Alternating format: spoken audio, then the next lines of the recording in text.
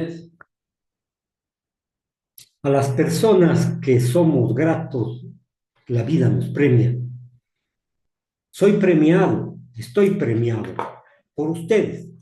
La sintonía que tiene entre tintos y papeles a través de las diferentes plataformas sociales, a través de Radiovisión, a través de Radio Seno, tiene una aceptación que crece cada día. Gracias, muchas gracias. No trato de crear verdades o falacias con mis comentarios y con lo que se transmite o se duplican las noticias frente a ustedes a través de las diferentes redes sociales. Por favor, los periodistas no tenemos patente de corso. Los periodistas debemos tratar en lo posible de dejar los pensamientos, las tendencias, los odios, los placeres de servir, en otras palabras, que no nos vacunen. Estamos clarísimos entonces del papel de los periodistas, es decir, lo que sucede en el medio, narrar el hecho, el suceso, el acontecimiento, las consecuencias de este tipo de comportamientos.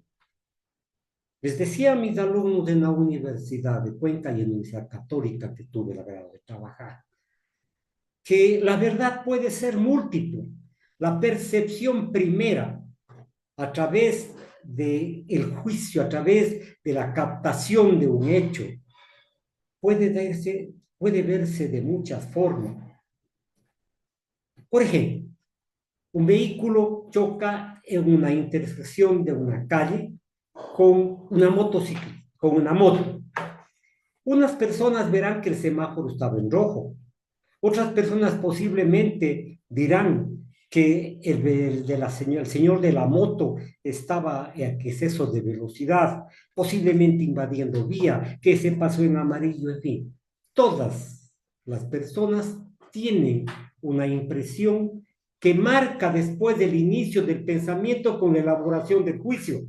Es decir, yo veo el choque y veo la camioneta y veo la moto y veo el color de la camioneta y veo el color de la moto y me fijo en el semáforo y veo si a lo mejor la bicicleta o la moto, perdón, se subió a la vereda. Ahí entonces nosotros entramos al pensamiento ya y a la deducción de lo que podría haber sucedido en ese hecho, en ese suceso. Entonces, nosotros no podemos ver ni creernos dueños de la verdad. Todo el mundo tiene la libertad de pensar libérimamente. Las autoridades tienen sus planes de trabajo, en fin. Ellos, después de consultar con sus grupos, con sus asociaciones, con sus empleados, con sus personas de confianza, harán un plan, un proyecto, un programa, situarán los recursos, en fin, tantas cosas que tienen que hacerse dentro de la planificación. Pero ahora nosotros estamos asistiendo a una cosa que como abogado me preocupa. Me preocupa seriamente, señoras y señores.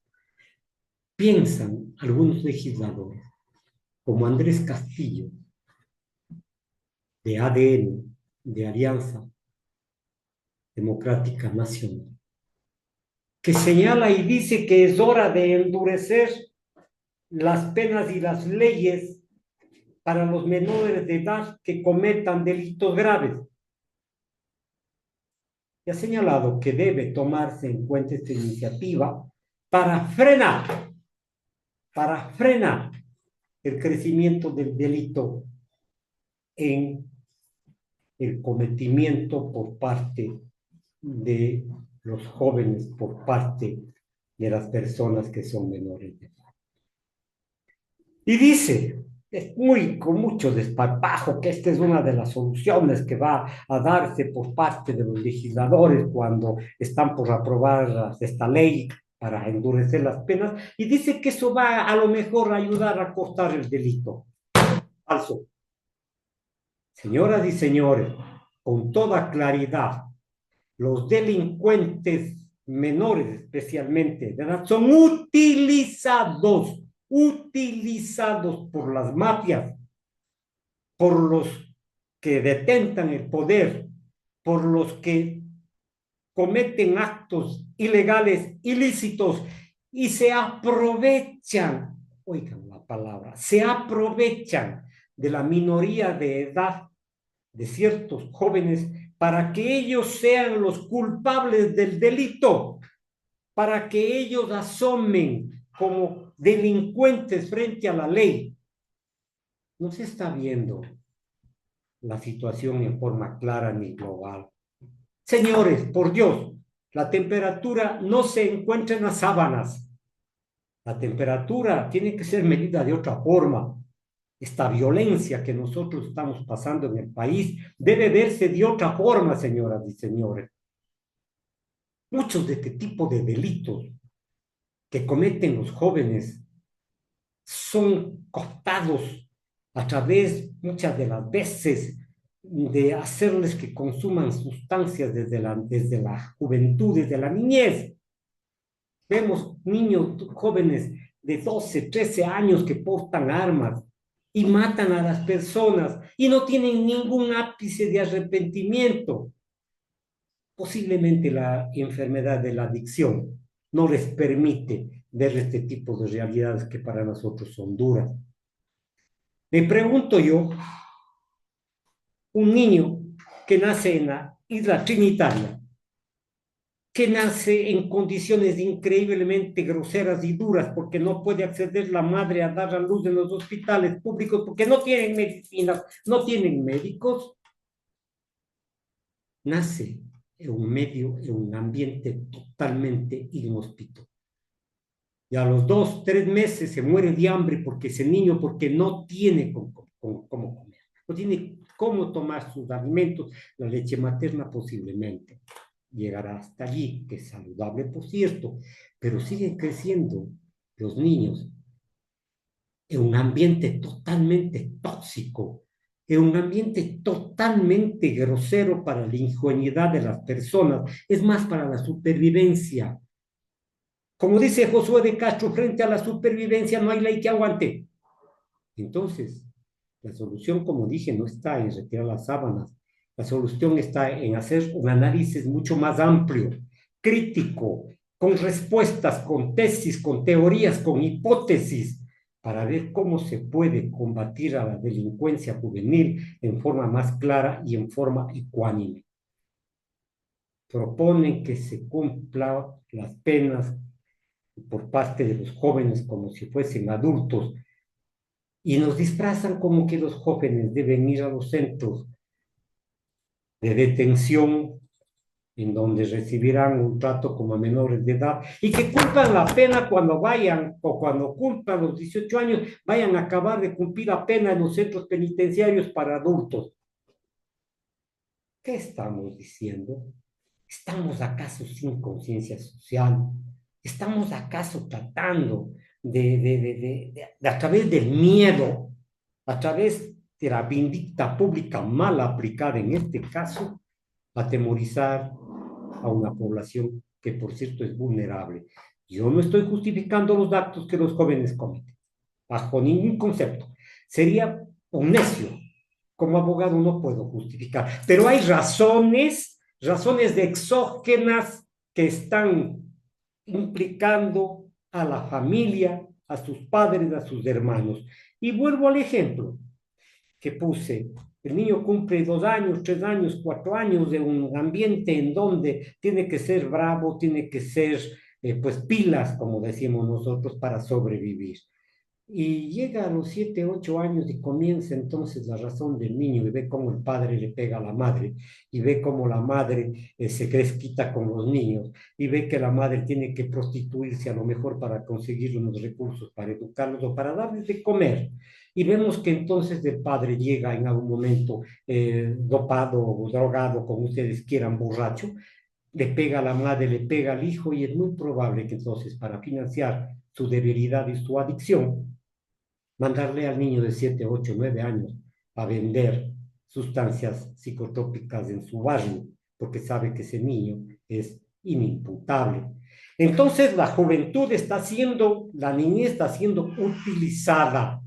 Por Dios, entiendan, no hay una libre deliberación no hay un criterio formado, no hay criterios morales, no hay un marco estructural de ética dentro de estas familias. Lo que interesa es vivir, conseguir los recursos y no importa cómo. Entonces ahí vienen los abusivos de siempre que manejan el capital en forma grosera, capitales de algunos ciertos de algunos capitales sucios e inciertos de su procedencia, y llevan a los muchachos entonces a crearles fantasmas, a crearles paraísos, a decirles tú puedes vivir como fulano, mengano y perencejo, y es hacerles televisivas en donde el narcotraficante es el rey y disfruta de comodidades y disfruta de placeres que a lo mejor a los niños les interesa, entre comillas, le crean ese mundo ficticio.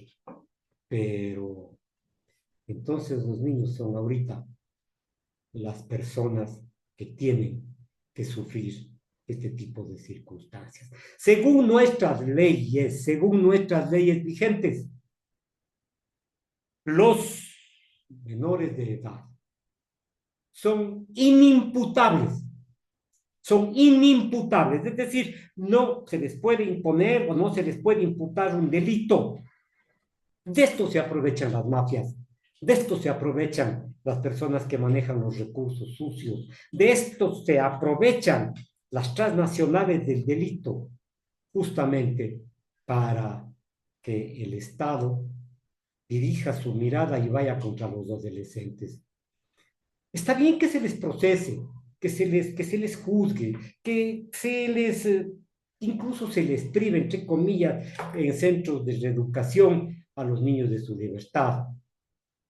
Pero si ustedes entran en un ratito, parece que el legislador que propone esta tesis nunca ha entrado a una historia, a leer la historia sobre el cometimiento y la imputabilidad de los delitos.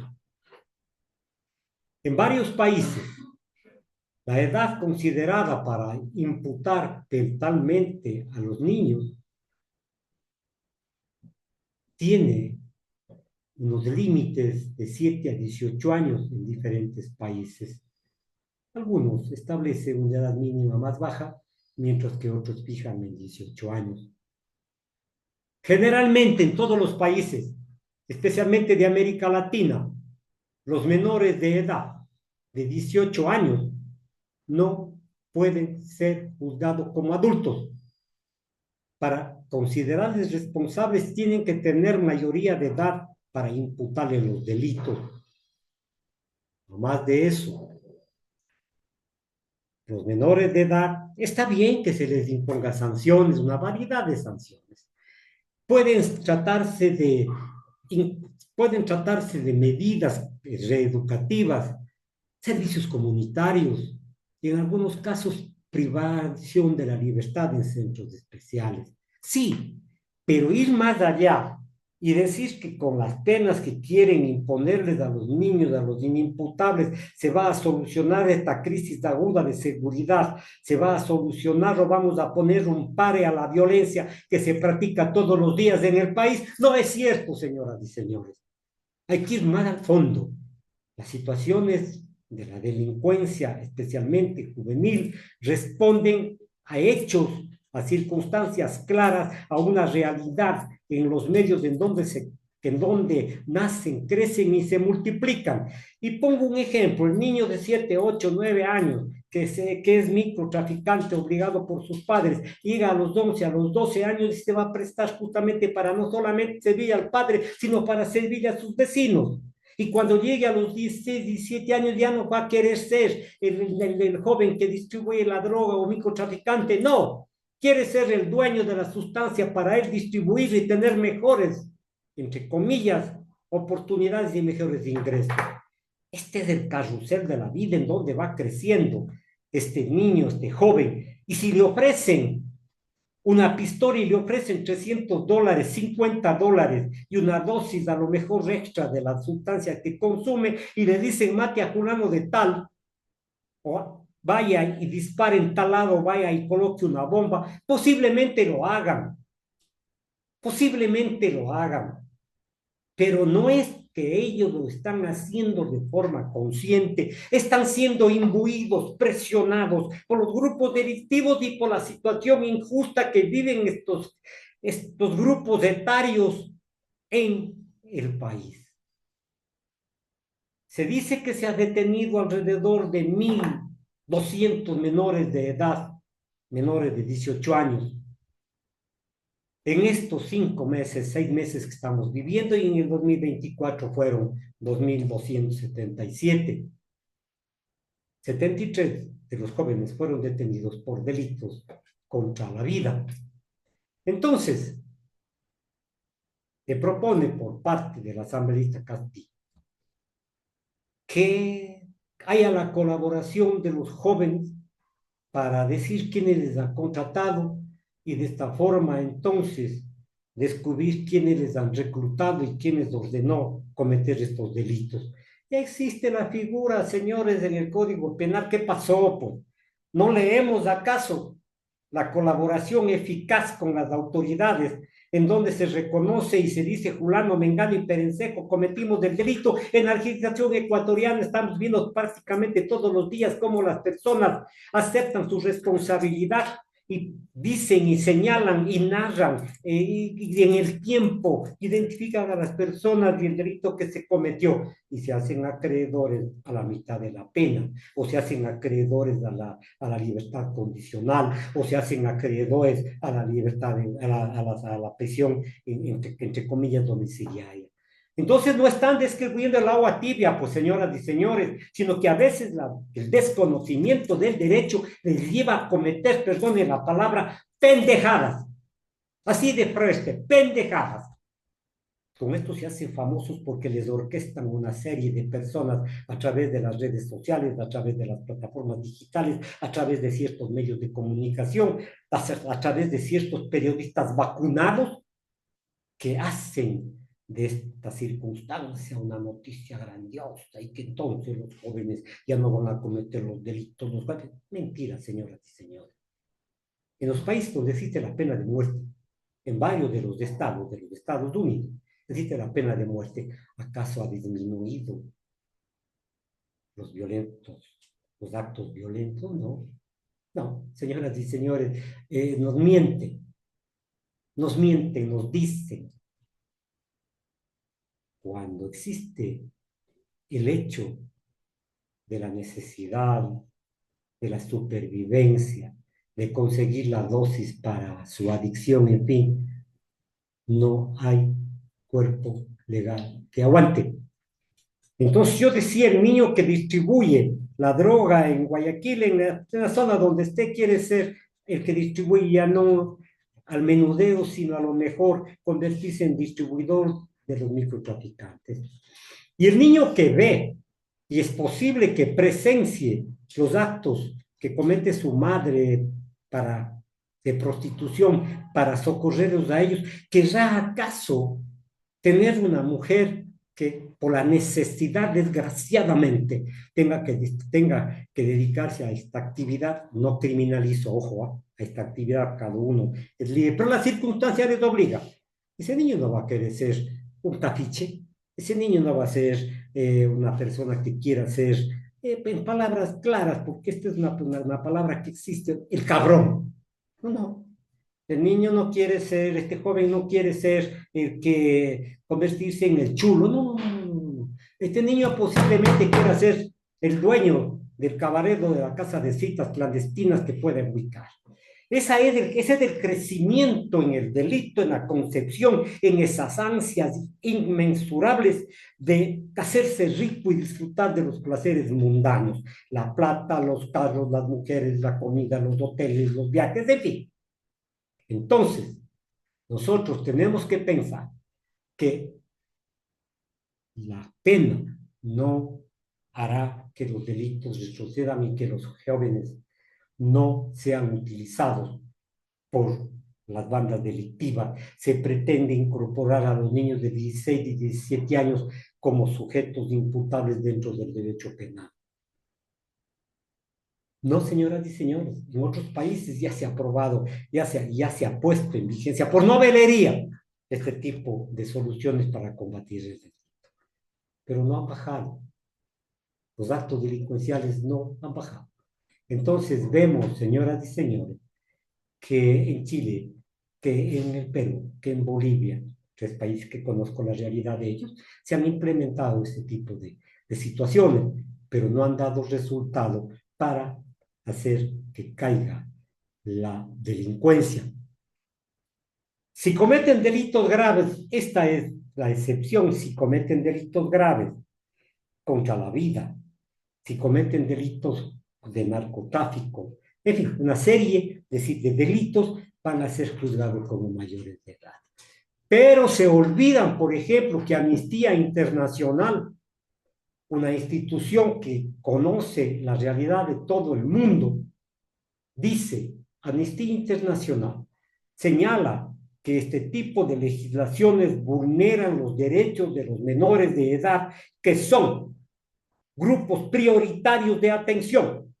Entonces, para disimular la violencia que vivimos de este momento y que no puede ser controlada por el Estado, no porque no haya voluntad, sino porque realmente el delito y las mafias han crecido en forma increíblemente grosera y han corrompido incluso a instituciones del Estado, a personas que manejan las instituciones, en fin, no puede entonces tratarse de decir que la situación debe cambiar y ser imputables los niños, los niños.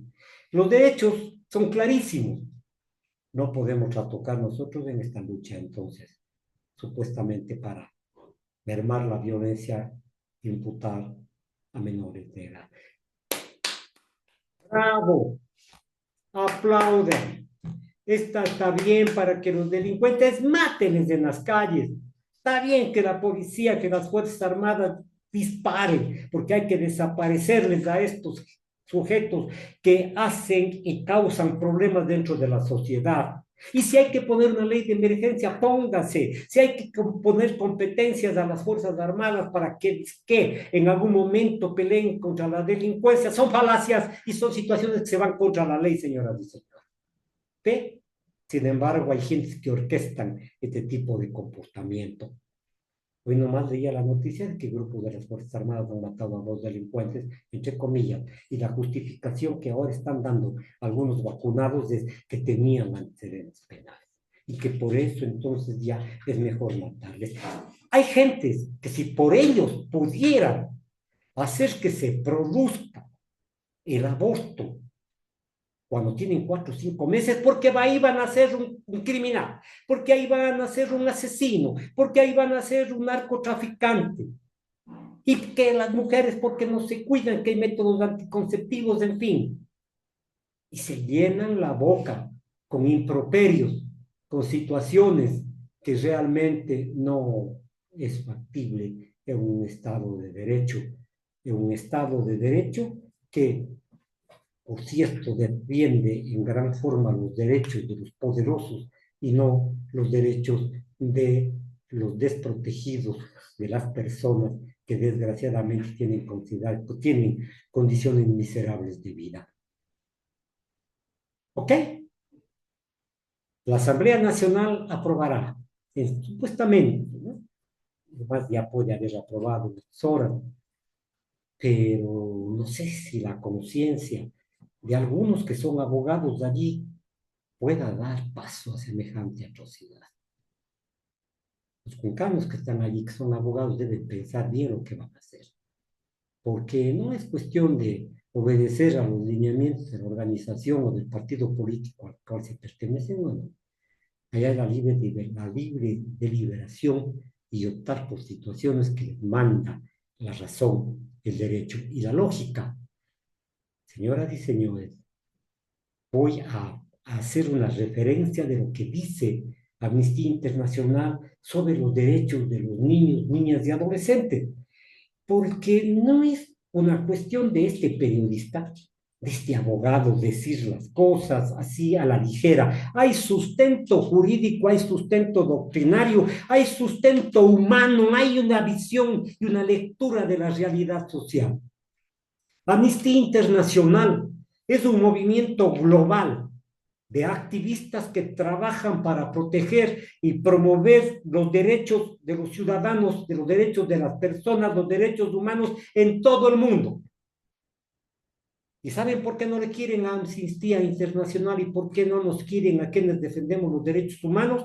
Porque dicen que defendemos los derechos de los delincuentes y los derechos de las víctimas nosotros le tiramos al basurero. No es así, señoras y señores.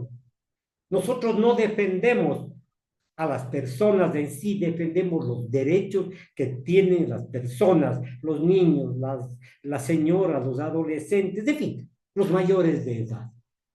Entonces, Amnistía Internacional tiene un trabajo cierto para proteger a las personas de los abusos del poder y lucha contra la tortura y lucha contra la pena de muerte, las ejecuciones extrajudiciales que parece que aquí en el país se están dando. No quiero afirmar, pero de los datos que tengo y se recopila, vemos que ha crecido el número de delincuentes, entre comillas, delincuentes, atacados o en defensa propia, incluso dicen de los señores militares, de los policías, han muerto en los actos que están cometiendo. Nosotros, como periodista en este caso, como abogado en este caso, digo que debemos participar nosotros, hacer que la sociedad tome este tipo de comportamiento. Nosotros debemos defender los derechos humanos y, si es posible, exigir cambios en las legislaciones para que esto se respete. Hay una frase, un pensamiento que se popularizó en Chile cuando subió el dictador Pinochet al poder después del gobierno de Salvador Allende. Entraron a una casa, le fueron llevando a alguien, pero como no es mi problema, allá. Entraron a la universidad y les fueron llevando a 3, 4 compañeros, pero como no es conmigo, allá. Callé, silencié como ciudadano, como miembro de la colectividad. Entraron al barrio, se llevaron a unos cuantos disque, comunistas, izquierdistas, como ustedes quieran denominar, delincuentes, como ustedes quieran tratarles de esta persona. Pero como no era conmigo, a mí no me interesó. Y ahora, me llevan a mí. Y nadie dice nada. Nadie dice nada, me llevan a mí. Hay que ser solidarios en la sociedad. Tenemos que nosotros entonces fomentar la participación ciudadana para que se respeten los derechos de las personas sin condición de sexo, religión ni edad. Entonces nosotros tenemos que trabajar para los cambios legislativos, sí, las políticas sociales, sí, para que sean más justas y respetuosas de los derechos humanos. Créanse, señoras y señores, que nosotros estamos en el ojo del huracán este rato, en los tratadistas del derecho penal, en los tratadistas de los derechos humanos, en fin. Créanme, no es una mera situación ni un capricho.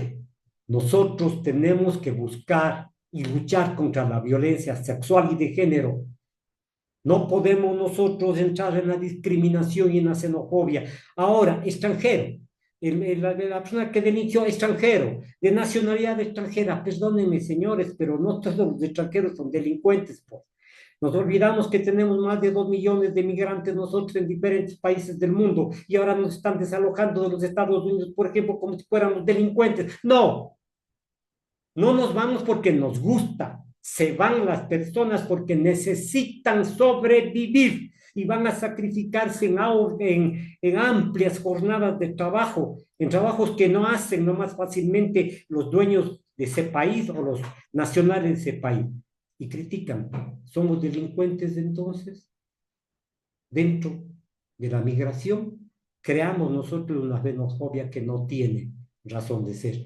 Y no se olviden que también nos toca una gestión increíblemente grande, la defensa de los pueblos y los derechos de las comunidades indígenas, los derechos territoriales.